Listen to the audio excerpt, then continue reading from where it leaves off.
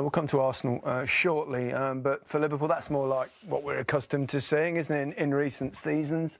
Some great performances. And interesting as well, big story the last 2-3 weeks, of course, Trent Alexander-Arnold being left out by Gareth Southgate. That's the way to respond, isn't it? Tremendous mental strength, character from a young man, young player. He could have felt sorry for himself. There has been a lot of opinion on who should play in the first 11. I don't think any of us were surprised that he might not start, but to not be in the squad was a real shock, as Jurgen Klopp said. But you've just got to let the pictures do the talking. He consistently makes fantastic choices in the final third of a pitch. This is from a fullback, a young man who every time he gets in there is calm and he picks the right pass. He's actually a match winner as a fullback in so many occasions. And today, in a game when it was deadlocked, it was 0-0, a moment of brilliance opened up this Arsenal team that sat deep. One of many moments of brilliance. One of many, but the actual one that got the breakthrough and the goal for Jota, who did brilliantly when he came on as a substitute, by the way. Wow. That is a phenomenal cross. And as I've said before, I've only ever seen David Beckham cross the ball like Trent. And as I said, he deserves great credit because some players would have let it get to them. A lot of eyes on him today, a lot of pressure. Intercepts this ball here for the second goal. Also have to say Jurgen Klopp went to a 4-2-4, took Robertson off and switched the system to try and win the game. Credit to him for that. And look at that for a cross from Mane. I mean, how he's not scoring, I don't know.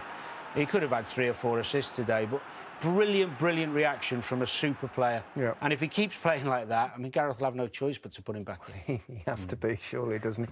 As for Arsenal, that's Arteta's 50th game in charge. It's hard, and it's backed up by the statistics. Yeah. It's hard to see too much progress at present, Jermaine. Yeah, I mean, I watched a team today that didn't believe in the tactics that were set out by Mikel Arteta. I thought the body language of Arsenal's players was poor. I'm struggling to figure out why you're playing Aubameyang, Lacazette, Ødegaard, and all these attacking players, Pepe, and not actually playing on the front foot. But this pretty much sums them up for me. You got Pepe at the bottom of the screen with his hand in the air, saying just kick it up the pitch. But who actually wants the ball? So we've got Ødegaard in a good position behind Fabinho. Slide that ball forward. Get yourself into the pocket, but they didn't seem to have any urgency to want to play or get on the ball or help the person on the ball. OK, we can't play. The ball goes forward. Your job as a centre midfield player, the minute this happens, is win second balls, get on the front foot. There's Partey and Ceballos and Milner and Thiago. There's only one team that's going to be winning that second ball, and it's not Arsenal. And that was their mindset throughout the whole game. And I imagine Arsenal fans are sick of this now. How often have we seen Arsenal give the ball away from the back and concede goals now? I think it's getting to the point where it's getting ridiculous. I get you want your team to play, but if they're not good enough to do it, then you've got to stop doing it. OK.